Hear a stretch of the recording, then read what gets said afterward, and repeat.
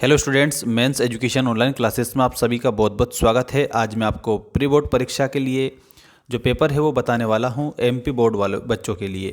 Class 12th MP board वाले बच्चे जल्दी से चैनल को सब्सक्राइब कर लीजिएगा, क्योंकि दोस्तों आप लोगों के लिए ऐसे मैंने 4 सेट आंसर सहित बताए हैं। सभी स्टूडेंट्स अच्छे से लर्निंग करेंगे, सीखेंगे, और आप लोगों को किसी प्रकार की समस्या आती है तो आप हमें कमेंट करके ज़रूर बताएंगे।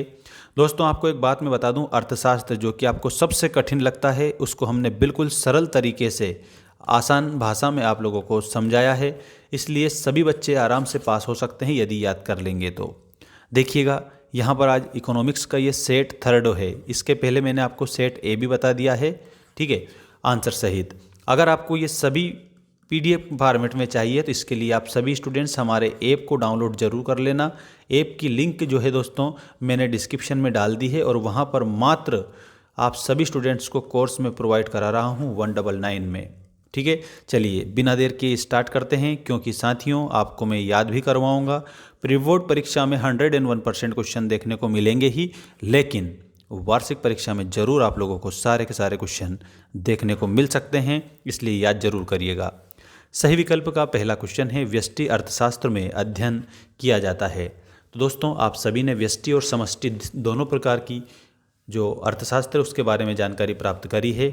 तो व्यष्टि अर्थशास्त्र में व्यक्तिगत इकाइयों का अध्ययन किया जाता है। नेक्स्ट क्वेश्चन है, सीमांत उपयोगिता ह्रास नियम आधार होता है। तो ये मांग के नियम का आधार होता है। इसमें आपको मांग के नियम का ये आंसर लिखना होगा। सभी बच्चों से मेरी एक हम्बल रिक्वेस्ट है कि हमारा ये छोटा सा चैनल है दोस्तों, जिसको आप सब्सक्राइब जरूर करिएगा, क्योंकि आप लोगों के लिए हम 100% परीक्षा में आ सकने वाले संभावित प्रश्नों के पेपर्स बता रहे हैं, और इसमें आप बिलीव करिए आपको क्वेश्चन सारे के सारे ऐसे बताएंगे जो परीक्षा में छपते हैं।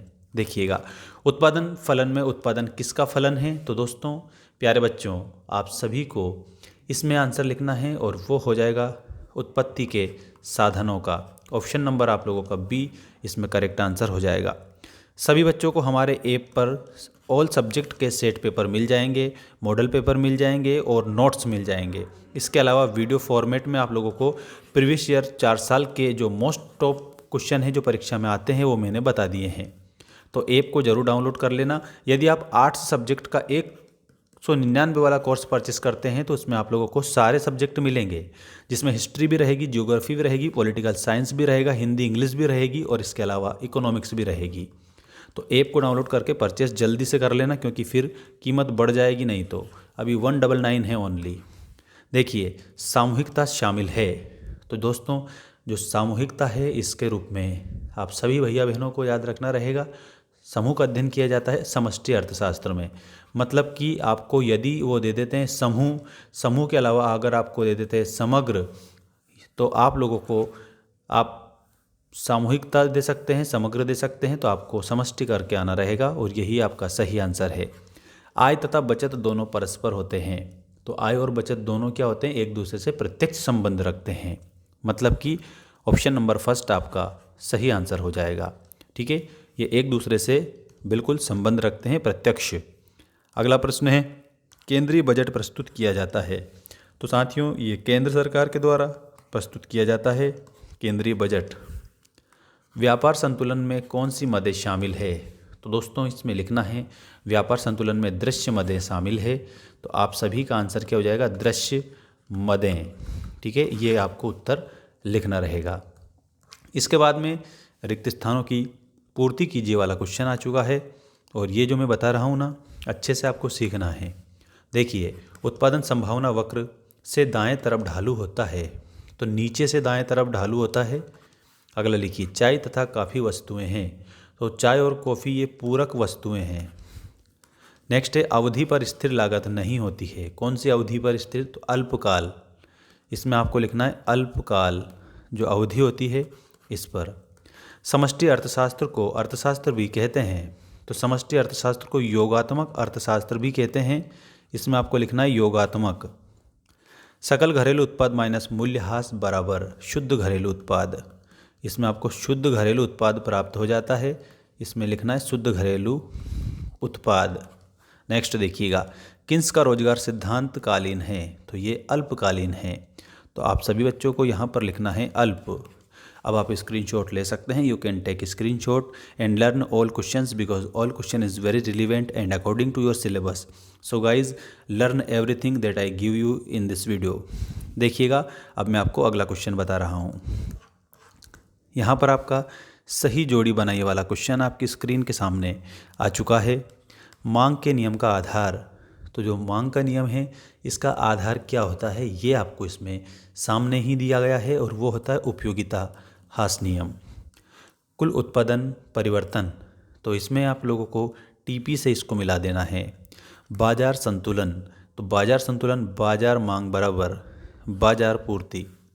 राष्ट्रीय आय, तो राष्ट्रीय आय के आगे आप लोगों को लिखना है एक प्रवाह, ठीक है, ये एक प्रवाह के रूप में है। इसके बाद में यहाँ पर कोण आई बटे कोण वाई, इसमें आंसर में आप लोगों को लिखना रहेगा दोस्तों, और वो हो जाएगा आपका आंसर के रूप में देखिएगा ऑप्शन नंबर 3 MPI। नेक्स्ट है आधिक्य बजट, तो आय का व्यय से अधिक होना जो है वो आधिक्य बजट होता है। आधिक्य का मतलब क्या होता है? आधिक्य का मतलब मैं आप लोगों को बता देता हूँ, और आधिक्य का मतलब होता है अधिकता, ठीक है, अधिकता को ये सूचित करता है दोस्तों। इसके बाद में अगला क्वेश्चन आ चुका है, एक शब्द एक वाक्य में उत्तर दीजिए वाला, जो परीक्षा में छप सकता है, इसलिए आप छोड़ना मत। एक भी क्वेश्चन 100% इसमें से आएंगे क्वेश्चन, आपको तो बस याद करके जाना रहेगा। वह तालिका जिसमें कीमत तथा खरीदी गई मात्रा के संबंध को प्रकट किया जाता है वह मांग तालिका कहलाती है। ऐसा याद रखेंगे आप सभी स्टूडेंट्स, मांग तालिका। दोस्तों आप सभी के लिए हमारे मेंस एजुकेशन ऐप पर आर्ट्स जो सब्जेक्ट है उसका कोर्स मात्र 199 रुपये में दिया जा रहा है।